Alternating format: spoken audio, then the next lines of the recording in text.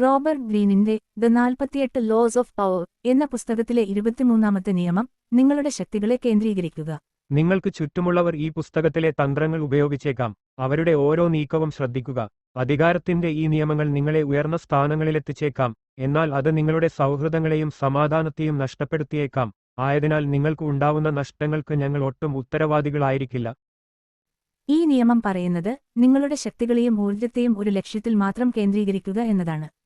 നിങ്ങളുടെ ശക്തികളെ പല കാര്യങ്ങളിലേക്ക് വ്യാപിപ്പിക്കുമ്പോൾ നിങ്ങളുടെ ശ്രദ്ധയും ഊർജ്ജവും നഷ്ടപ്പെടുകയും നിങ്ങൾക്ക് ഒരു കാര്യത്തിലും വിജയിക്കാൻ കഴിയാതെ വരികയും ചെയ്യും. നിങ്ങളുടെ എല്ലാ ശ്രദ്ധയും ഒരു കാര്യത്തിൽ മാത്രം കേന്ദ്രീകരിക്കുമ്പോൾ നിങ്ങൾക്ക് വലിയ നേട്ടങ്ങൾ ഉണ്ടാക്കാൻ കഴിയും. കൂടുതൽ വിശദമായ വിവരണം. ഈ നിയമത്തിന്റെ അടിസ്ഥാന തത്വം ഒരു കുത്തായ ആക്രമണത്തിന്റെ ശക്തിയാണ്. ഒരുപാട് കാര്യങ്ങൾ ഒരേസമയം ചെയ്യാൻ ശ്രമിക്കുന്ന ഒരാൾ തന്റെ ഊർജ്ജം മുഴുവൻ വിഭജിച്ച് ഉപയോഗിക്കുന്നു. ഉദാഹരണത്തിന്, ഒരു സൈന്യത്തെ പല ഭാഗങ്ങളായി വിഭജിച്ചാൽ ഓരോ ഭാഗത്തിനും സ്വന്തമായി ഒരു വലിയ യുദ്ധം ജയിക്കാൻ കഴിയില്ല. എന്നാൽ ആ സൈന്യത്തെ ഒന്നിച്ച് ഒരു ലക്ഷ്യത്തിൽ ആക്രമിക്കാൻ ഉപയോഗിക്കുമ്പോൾ അവർക്ക് ഏത് ശത്രുവിനെയും പരാജയപ്പെടുത്താൻ കഴിയും. ഈ നിയമം ജീവിതത്തിന്റെ എല്ലാ മേഖലകളിലും പ്രാവർത്തികമാക്കാം. നിങ്ങൾക്ക് ഒരു കാര്യത്തിൽ വിജയിക്കണമെങ്കിൽ നിങ്ങളുടെ എല്ലാ ശ്രദ്ധയും ആ കാര്യത്തിൽ മാത്രം കേന്ദ്രീകരിക്കണം.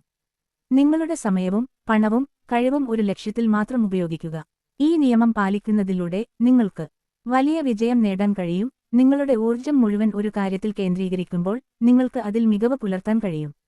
ശത്രുക്കളെ എളുപ്പത്തിൽ പരാജയപ്പെടുത്താം. നിങ്ങളുടെ ശക്തി ഒരു കാര്യത്തിൽ കേന്ദ്രീകരിക്കുമ്പോൾ നിങ്ങളുടെ എതിരാളികൾക്ക് നിങ്ങളെ നേരിടാൻ കഴിയില്ല.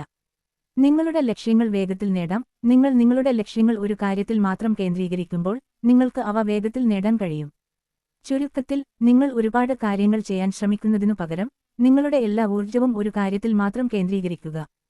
ചില ഉദാഹരണങ്ങൾ. ചരിത്രം. അലക്സാണ്ടർ ചക്രവർത്തി. പേർഷ്യൻ സാമ്രാജ്യം ആക്രമിക്കാൻ അലക്സാണ്ടർ തന്റെ എല്ലാ സൈന്യത്തെയും ഒരു ലക്ഷ്യത്തിൽ മാത്രം കേന്ദ്രീകരിച്ചു. അദ്ദേഹം പേർഷ്യൻ സൈന്യത്തെ ഭാഗികമായി ആക്രമിക്കുന്നതിനു പകരം അവരുടെ ഏറ്റവും ദുർബലമായ ഭാഗത്ത് മുഴുവൻ ശക്തിയും ഉപയോഗിച്ചു. ഈ തന്ത്രം കാരണം അദ്ദേഹത്തിന് പേർഷ്യൻ സാമ്രാജ്യം എളുപ്പത്തിൽ കീഴടക്കാൻ കഴിഞ്ഞു. സിനിമ. ബാഹുബലിയിലെ മഹേന്ദ്ര ബാഹുബലി. മഹേന്ദ്ര ബാഹുബലി ബല്ലാലദേവയെ നേരിടാൻ ശ്രമിച്ചപ്പോൾ തന്റെ എല്ലാ സൈന്യത്തെയും ഒരു ലക്ഷ്യത്തിൽ മാത്രം കേന്ദ്രീകരിച്ചു. ബല്ലാലദേവയുടെ കോട്ടയുടെ ഏറ്റവും ദുർബലമായ ഭാഗത്ത് ബാഹുബലി തന്റെ സൈന്യത്തെ ഒന്നിച്ചു നിർത്തി. ഈ തന്ത്രം കാരണം അദ്ദേഹത്തിന് ബല്ലാലദേവയെ പരാജയപ്പെടുത്താൻ കഴിഞ്ഞു. ചരിത്രം. ചെങ്കിസ് ഖാൻ. ചെങ്കിസ് ഖാൻ തന്റെ വിജയങ്ങൾക്ക് കാരണം തന്റെ സൈന്യത്തെ ഒരു ലക്ഷ്യത്തിൽ മാത്രം കേന്ദ്രീകരിച്ചതാണ്.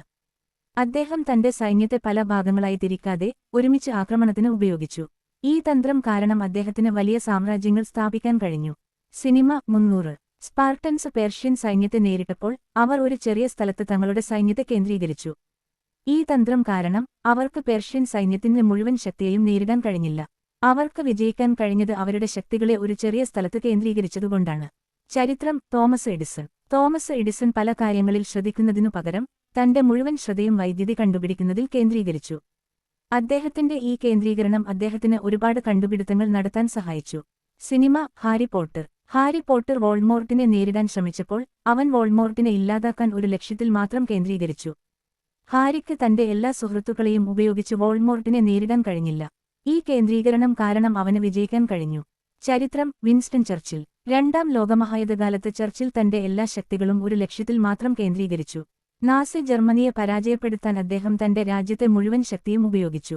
ഈ കേന്ദ്രീകരണം കാരണം അദ്ദേഹത്തിന് വിജയിക്കാൻ കഴിഞ്ഞു. സിനിമ. The Lord of the Rings. Frodo സാരുമാനെ നേരിടാൻ ശ്രമിച്ചപ്പോൾ അവൻ തന്റെ എല്ലാ ശ്രദ്ധയും മോതിരം നശിപ്പിക്കുന്നതിൽ കേന്ദ്രീകരിച്ചു. അവൻ മറ്റ് കാര്യങ്ങളിൽ ശ്രദ്ധ കൊടുത്തിരുന്നില്ല. ഈ കേന്ദ്രീകരണം കാരണം അവന് വിജയിക്കാൻ കഴിഞ്ഞു. ചരിത്രം. Abraham Lincoln. അബ്രഹാം ലിങ്കൺ തന്റെ രാഷ്ട്രത്തെ രക്ഷിക്കാൻ വേണ്ടി തന്റെ എല്ലാ ശക്തികളും ഒരു ലക്ഷ്യത്തിൽ മാത്രം കേന്ദ്രീകരിച്ചു. അദ്ദേഹം അടിമത്തം ഇല്ലാതാക്കാൻ മാത്രം ശ്രമിച്ചു. ഈ കേന്ദ്രീകരണം കാരണം അദ്ദേഹത്തിന് വിജയിക്കാൻ കഴിഞ്ഞു. സിനിമ. മണിച്ചിത്രത്താഴ്. ഡോക്ടർ സണ്ണി ഗംഗയുടെ രോഗം മാറ്റാൻ ശ്രമിച്ചപ്പോൾ അദ്ദേഹം ഒരു ലക്ഷ്യത്തിൽ മാത്രം കേന്ദ്രീകരിച്ചു. അദ്ദേഹം ഗംഗയുടെ രോഗം മാറ്റുന്നതിൽ മാത്രം ശ്രദ്ധിച്ചു.